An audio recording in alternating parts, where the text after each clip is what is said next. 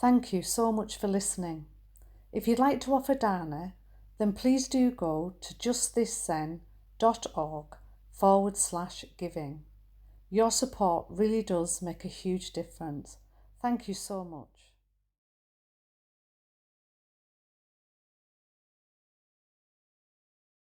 Welcome everybody. It's very lovely to see.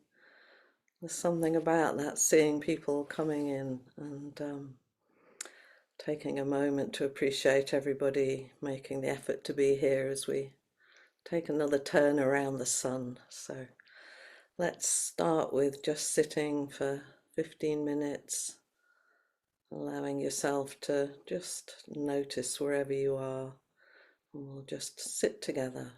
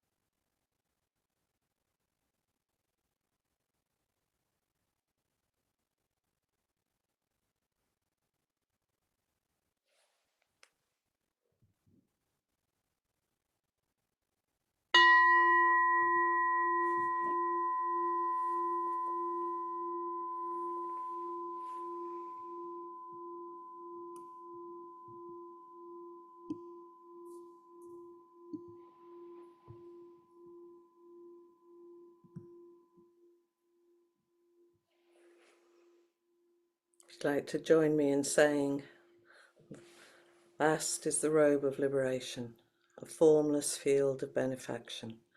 Wearing the universal teaching, I realize the one true nature, thus harmonizing all being. Vast is the robe of liberation, a formless field of benefaction. Wearing the universal teaching, I realize the one true nature, thus harmonizing all being. Vast is the robe of liberation, a formless field of benefaction. Wearing the universal teaching, I realize the one true nature, thus harmonizing all being.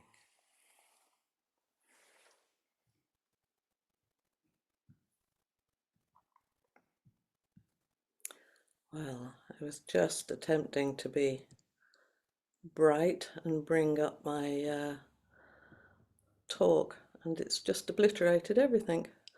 So I can either read my talk or I can look at you.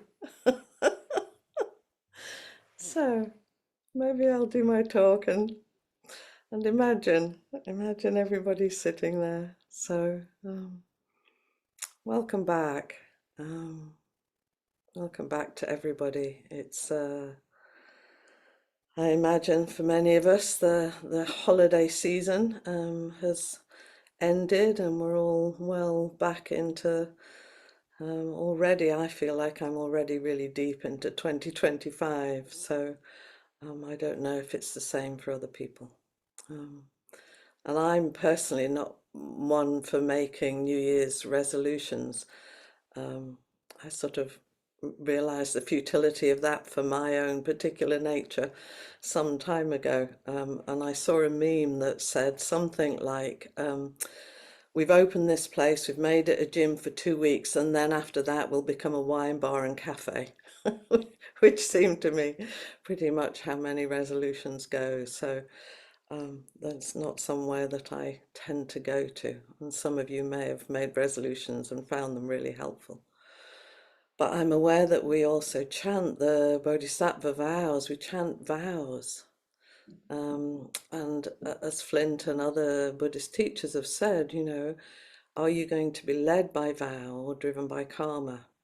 So I think that this kind of cusp of the year, this time can be a really good time. I mean, any time is a good time. But I think this time of the year can be a really good idea and opportunity to think about what's your vow.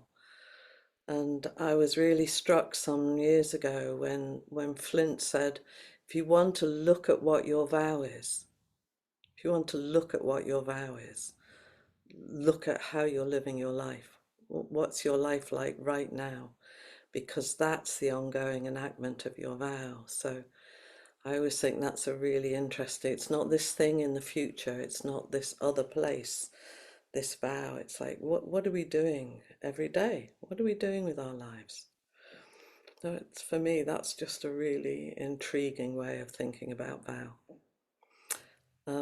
Towards the end of last year, Flint shared with us a beautiful and touching video of his teacher Blanche, you know, teaching with such insight and vigor and humor in the winter of her days. You know, she was a real embodiment of her vow to relieve suffering. And he talked of the gratitude for all of those whose practice has enabled us to sit here right now, wherever it is we're sitting with our own practice.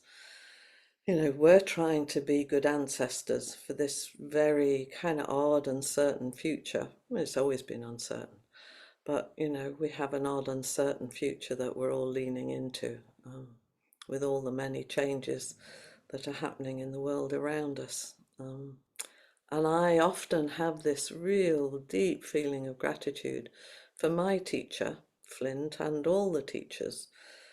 And as many of you know, Blanche was one of the driving forces of supporting people to sew traditional Zen garments, the Rakasu and the Okesa. And I know from talking with Flint and the many things that he said online is, you know, time spent with Blanche in the sewing room was really precious time. And I found something really similar when I was sewing a Rakasu. there was something about the practice that really touched me really deeply. And in our local Sangha, the Nothing Missing Sangha in the UK, we listened to talks from our guiding teacher Flint and other teachers. One of the teachers that we listen to in the Zen tradition is someone called Kuan Franz, and he has a Sangha based in Halifax, Nova Scotia. It's called Thousand Harbours Zen. And just recently, just last year, their temple has become an officially registered Zen temple. And this year, in 2025, Kuan is going to ascend the mountain seat and become the very first abbot of his temple. And he will be, as part of that, he invited all the people in the Sangha to help sew the okesa, which I thought, as something of a control freak, I thought was an incredibly generous offer to ask other people, many of whom he would never have met in person, to help sew the okesa. And I'm personally so grateful for his practice and everything that he's offered through his own dedication and the setting up of the beautiful Thousand Harbours Zen group and the building of their small temple. My deep enjoyment and learning from sewing, that I wanted to support this sewing practice. So I wrote to them to offer, and after some time I was sent two smallish pieces of fabric, a sort of darkish olivey green one and a small thinner, it's kind of slightly opaque, smaller, thinner piece of fabric. And the idea is that you sew these two fabrics together and it will become one of the 33 panels that'll be sewn together to create the okesa. And on paper, the instructions looked relatively simple. You sew them together and it's a very simple running stitch. And the idea is that the running stitch is 0.25 centimeters long and each line is 0.25 centimeters above the previous one, with each top stitch occupying the space left above it. So you make a sort of brick pattern. And I looked at the instructions and I looked at the relatively small size of the fabric and the simplicity of the stitch, and I felt pretty confident about my capacity to do it. And I looked up the word hubris the other day and I thought, yes, that's a pretty good definition. It was so painful. To begin with, I sewed 4 rows painstakingly, took a long time. I'd practiced on a spare piece of fabric, sewed 4 rows, and as I was sewing, I realized I'd got off to this incredibly wonky start. And the more I was sewing, the more I was realizing it just wasn't remediable. And so I needed to undo it all and work out how to align the fabrics better, and then not start from the edge that I'd started from, and to start sewing again. So my very first encounter with it was a sort of several hours of failure.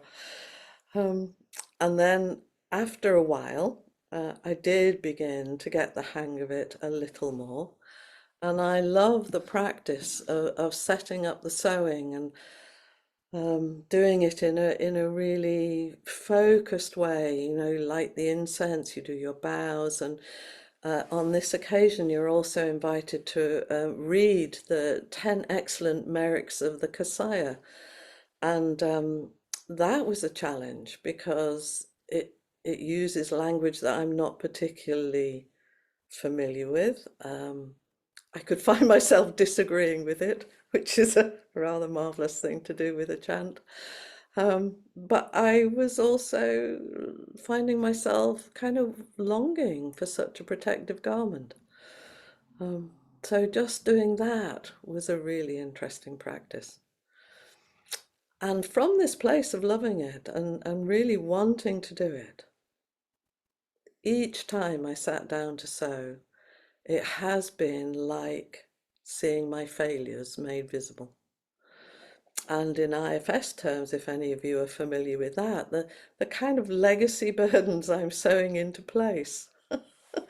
Because the task is just to sew in a straight line with each stitch exactly the same length and each row the same distance apart.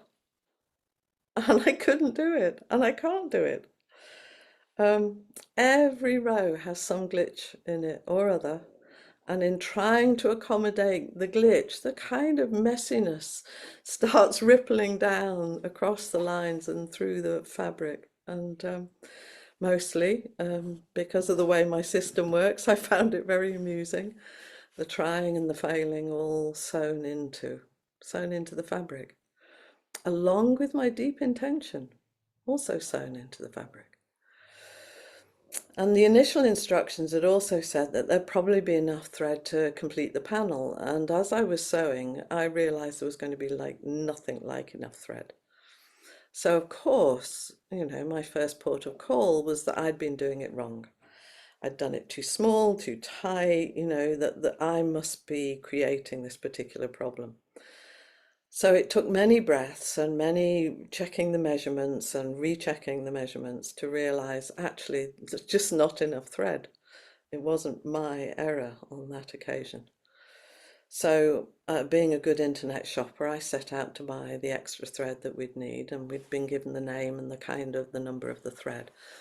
And I'm a really persistent shopper, and it took some time to realize that this particular thread, though it's a brand we get in the UK and in Europe, you can't get that actual number. They can't get the matching thread. So I ended up ordering from Canada. There's a postal strike, that wasn't going to arrive, and then it finally managed to get the right thread from the States. And that's a kind of long tail for a very small piece of fabric. But it's just been such a wonderful practice opportunity. And Master Dogen says at the beginning of the Genjo Koan, which is the koan of our daily life, and he starts it with the statement, when all dharmas are Buddha Dharma.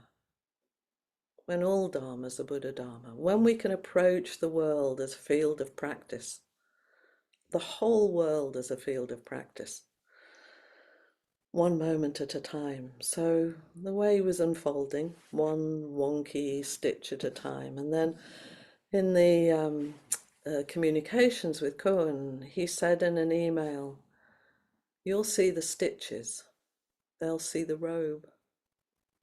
You'll see the stitches and they'll see the robe. And it really made me think about how much of our lives we live, stitch by stitch, step by step, breath by breath, painful mistake after painful mistake, glory after glory, whatever. And we see and feel all of the stitches and all of the glitches, the ordinary and the marvelous. And we can get really hung up on them and wish we could go back and unpick things, or promise ourselves that the next row will be better. And of course, it is, and quite often it isn't.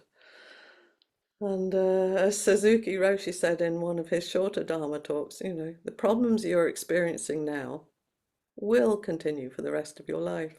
And the problems that I've experienced sewing this are continuing. Picking up the fabric that will be sewn together with all the other journeys in practice that have taken place all over the world. These 33 pieces of fabric are all over the world. And from the emails that are coming in the conversations, I can see that every single one is a journey. Every single one is its own Dharma practice for each person doing it.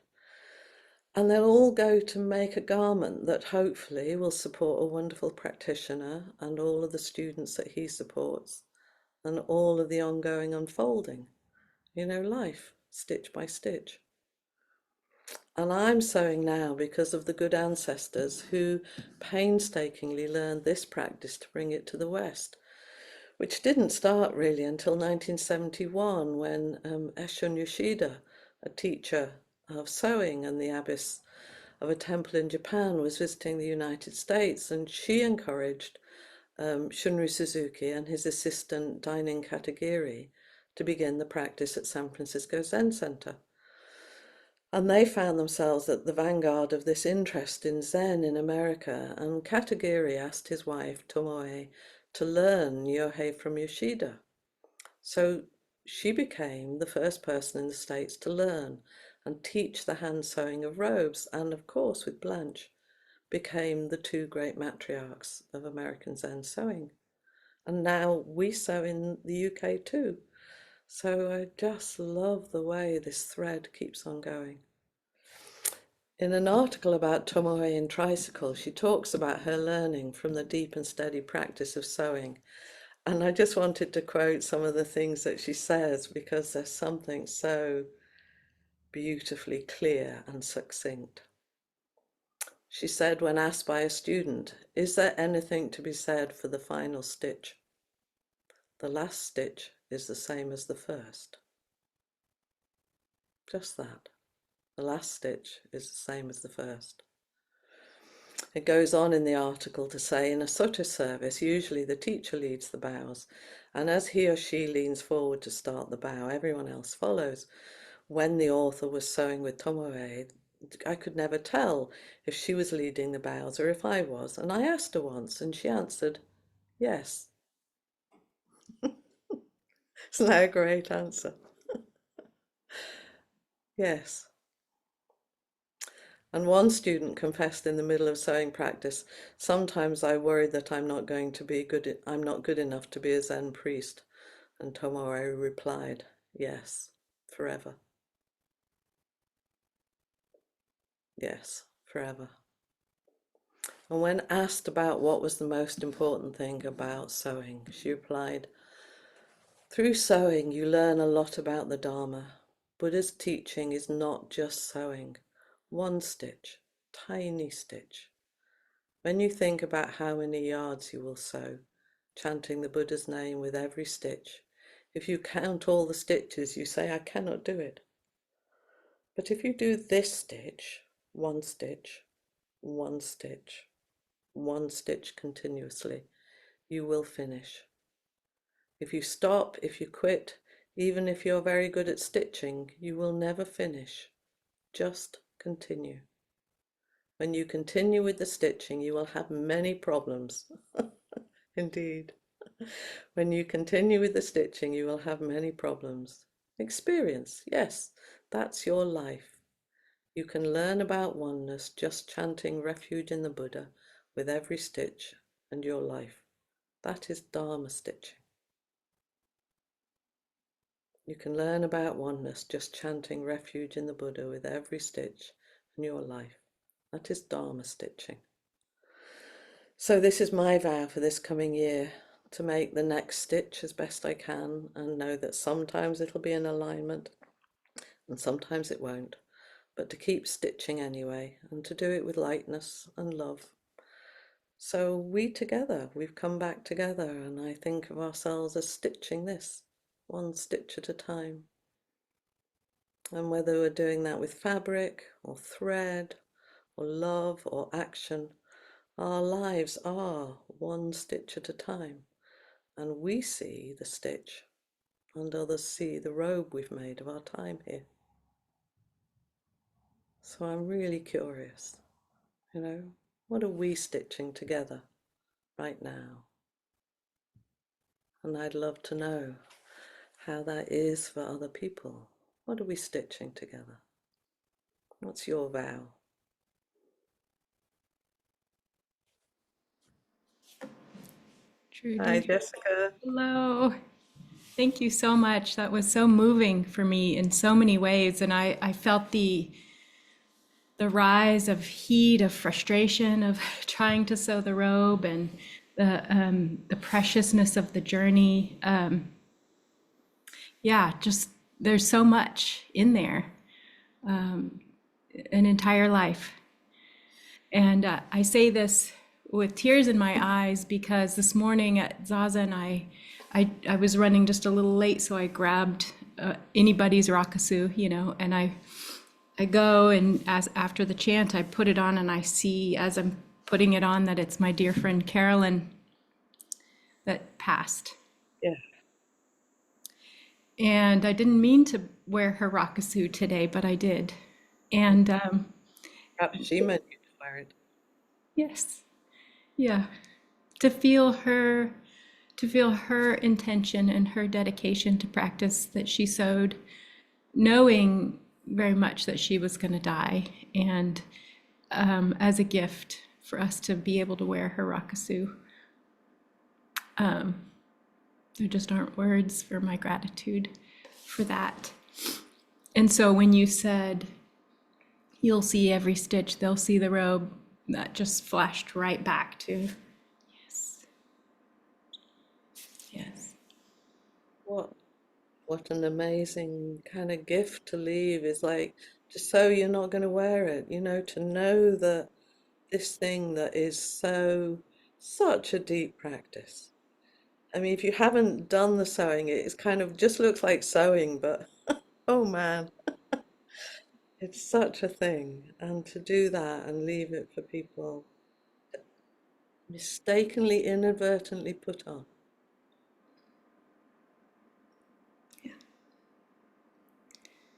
Yeah, to mistakenly wear that vow. Yeah. So I'm just feeling kind of goosebumpy as you're saying it, you know. I can feel the depth of her vow through you.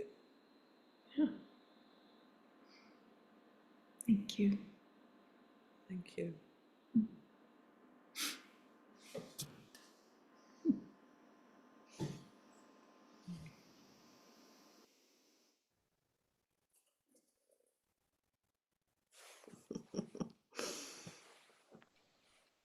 Hi, Jan. Hi, Trudy.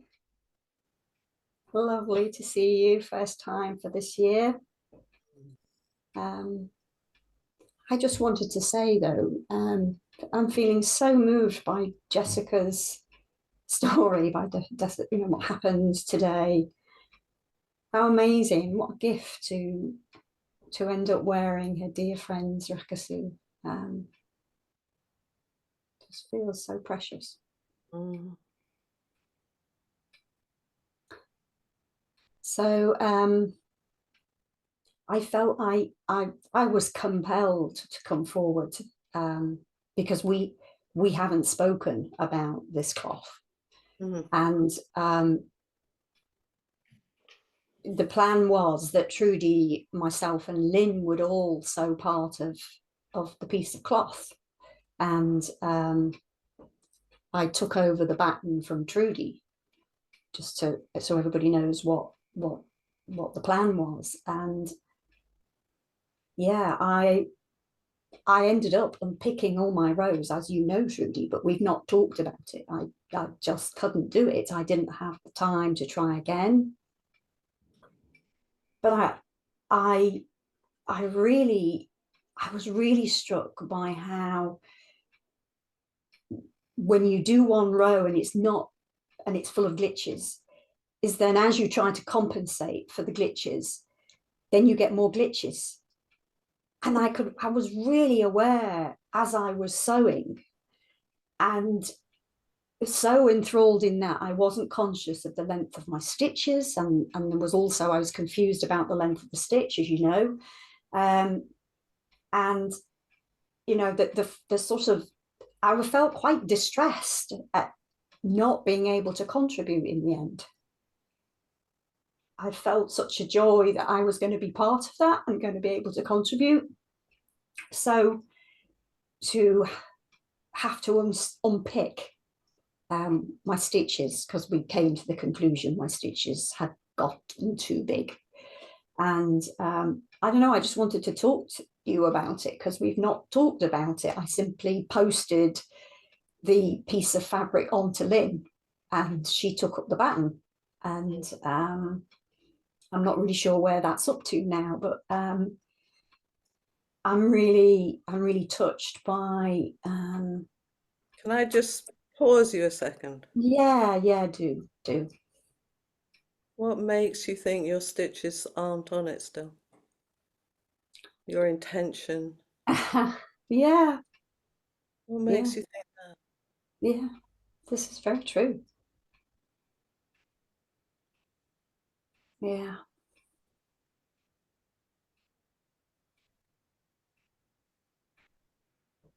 It's been in your hands. It's Well, had. yeah. Mm. I really wanted to contribute, and I guess I did. I Absolutely. did. Many hours, actually. Mm. And maybe there was a sense of sort of shame, really, at the end of it.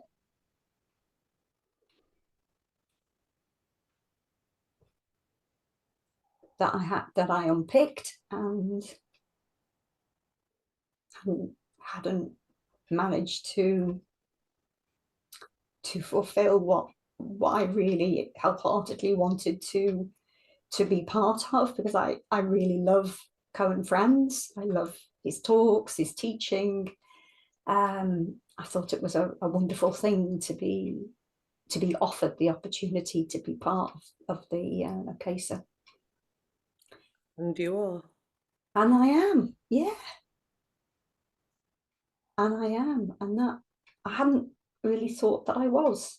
I had thought I'd been erased. I had erased myself. Yeah. Isn't that a painful delusion we do to ourselves when we think people can't see what we've done? Yeah. Yeah. As if those stitches haven't existed, and they have. Mm. Yeah. And when I send it back, I'll say our 3 pairs of hands carried this. Yeah. It feels really important to be sat here honouring the fact that I did contribute. Um,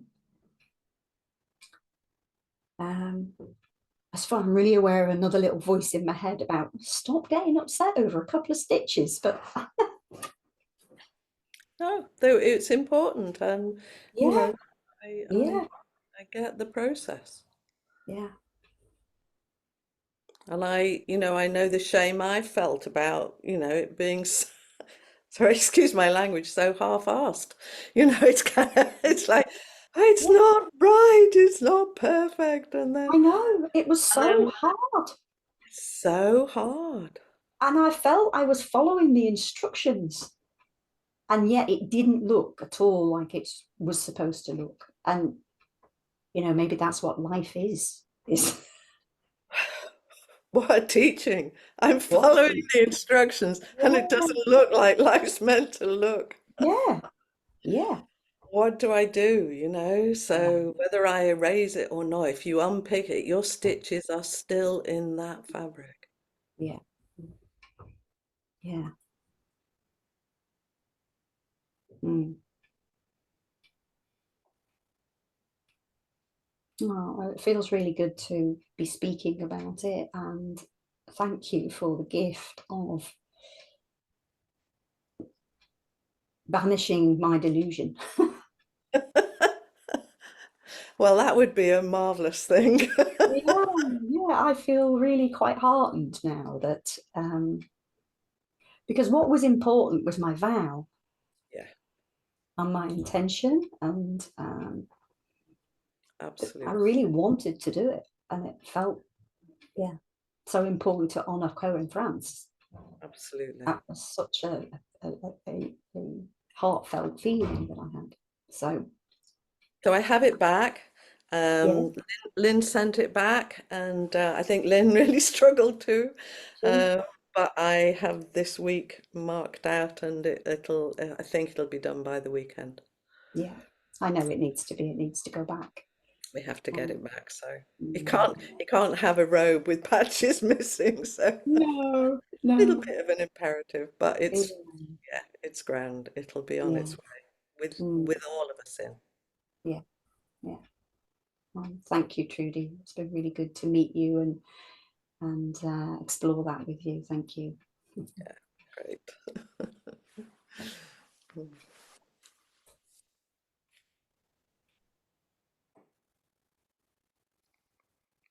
Hey, Cassie. Hey, Trudy. It took me 12 years to sew a Rakasu. And a lot of that was it just sitting on a shelf in a box high above on this little wardrobe. And what a powerful practice sewing is. And just looking at the stitches and watching my mind drift off and come back and drift off and come back and drift off and come back.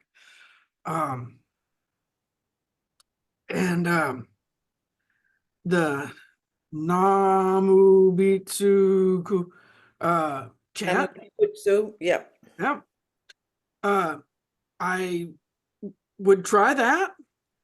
And what would play in my head instead was Elton John saying, "I'm still standing." And it would be like Wonderfully valid chant. wonderfully valid. Yeah, tracked. I mean, I knew psychologically exactly why, Elton was with me in that moment, or all those moments, and having the same experience in the first sewing class of, I've got this, that makes, look at those instructions, they make perfect sense, to the actual doing of it, and that community was required for me. I could not sew on my own. I would, near the end, I would be able to do some of the long lines and stuff like that, but I had so much trepidation with the placing of the pieces and so incredibly wedded to my perfection pedestal. Oh my gosh. And then to like bring up that question into myself of, where else is that pedestal? Yeah, where else am I trying to get life exactly right? So every once in a while, I'll land with my intention instead. Yeah.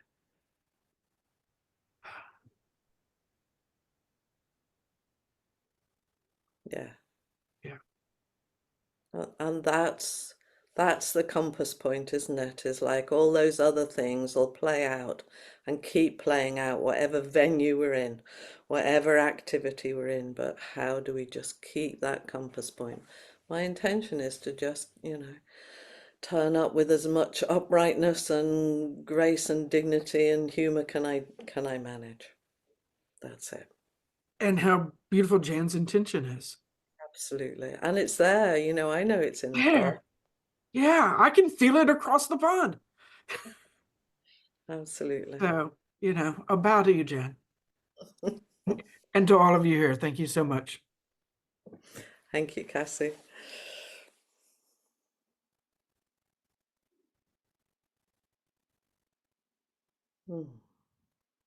Becky. Not quite there yet. There you go. Now, thank you. This has been wonderful because at a certain point I decided that even though the arthritis that's gotten so bad because during my cancer treatment that I wasn't going to be able to sew well, and knowing that that's the point of it. And the other thing is, I can't think of why I want to have a Rakasu.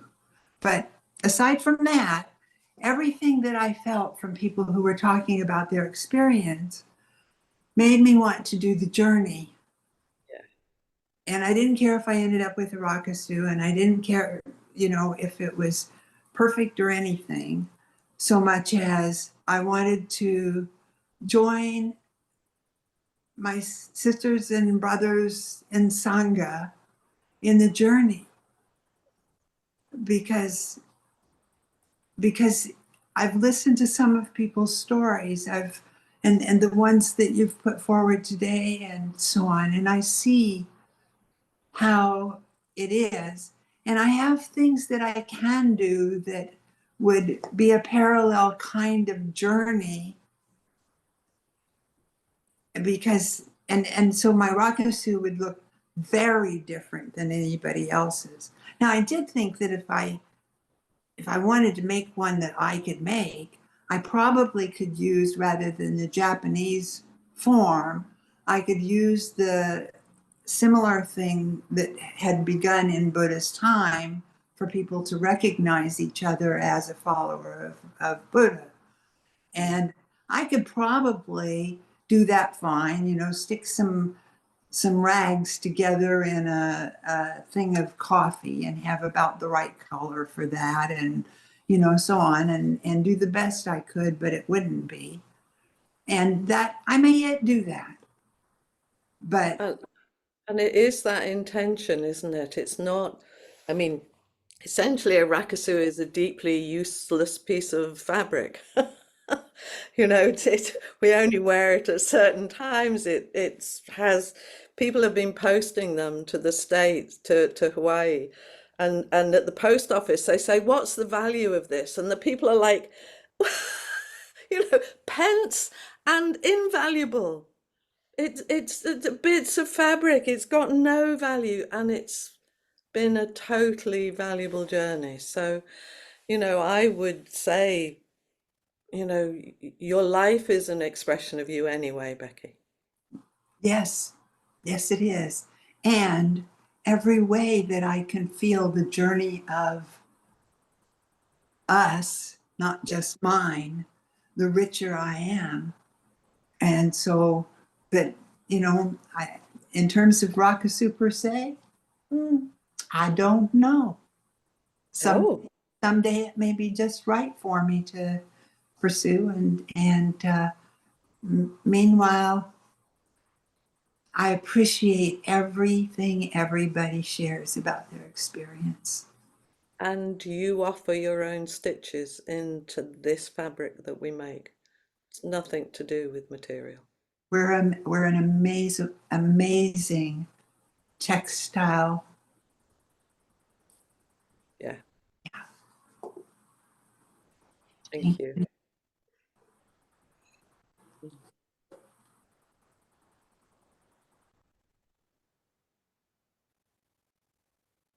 Mary.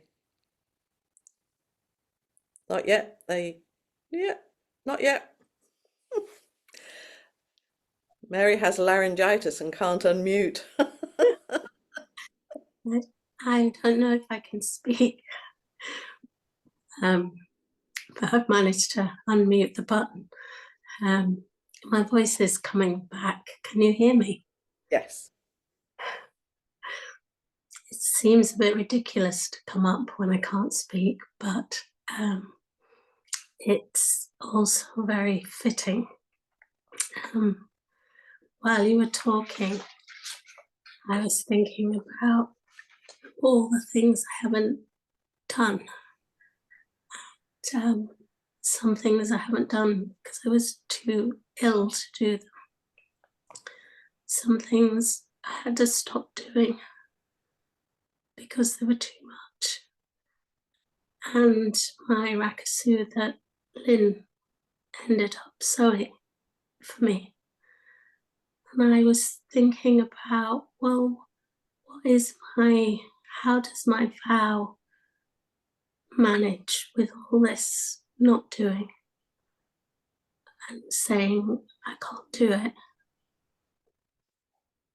And then when Jan came up and talked about her not managing the stitches and stopping, I thought, yeah, it's the same thing.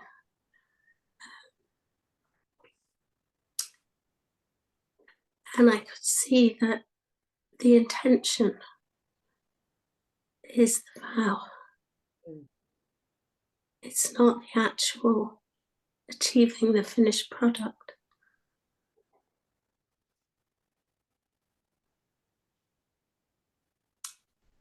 Something settles in you when you say that? Yeah. Well, it was very lovely seeing that Jan's efforts were still in Cohen Francis' piece of cloth. Mm.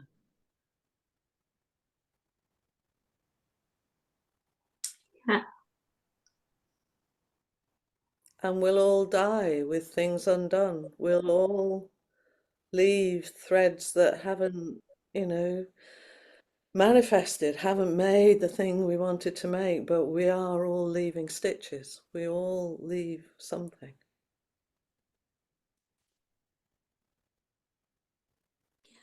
And they'll see the robe, not the stitches. I found Absolutely. that very moving. Me too. So we don't need to focus on the small failed stitches. Mm. It's the overall robe that matters. Mm. And the robe is made of failed stitches. That's the joy of it as well. It's like, and successful ones and really mediocre ones. The whole thing. And we see the robe.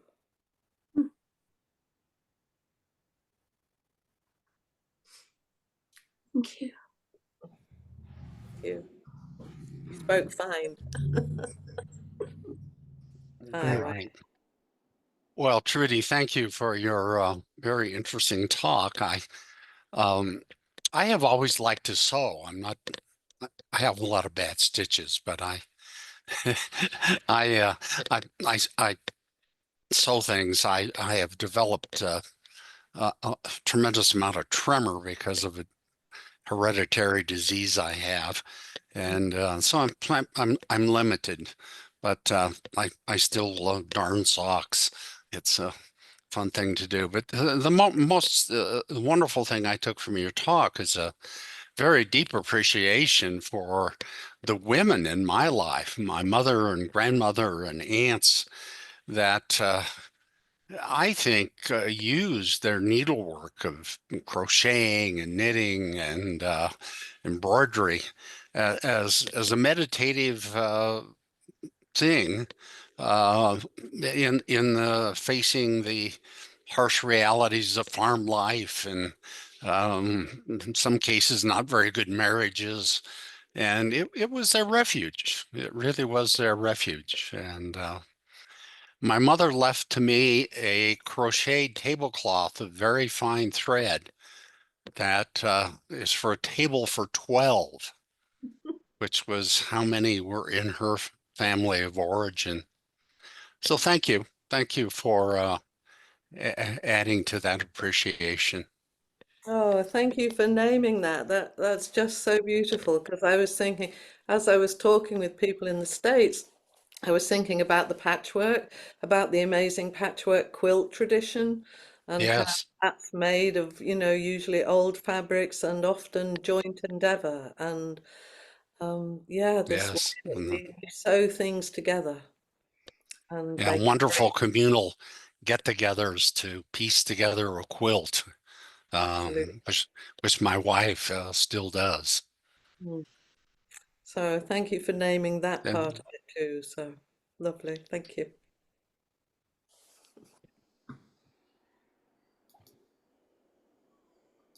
So I think we shall bring this to a close by saying the 4 practice principles together. And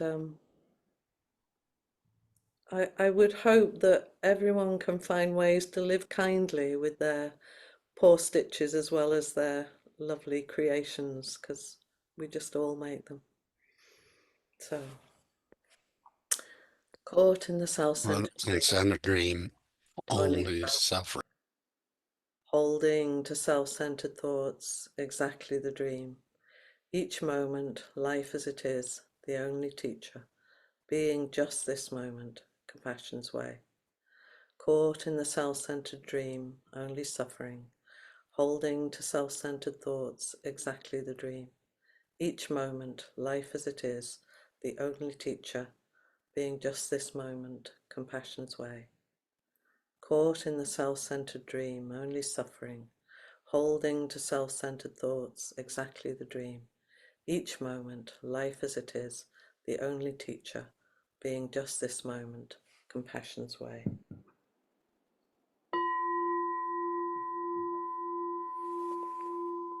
Thank you very much to everyone for coming here and giving precious time to each other. And thanks, Ed, for monitoring, and I'll hand over to Ed now. Thank you.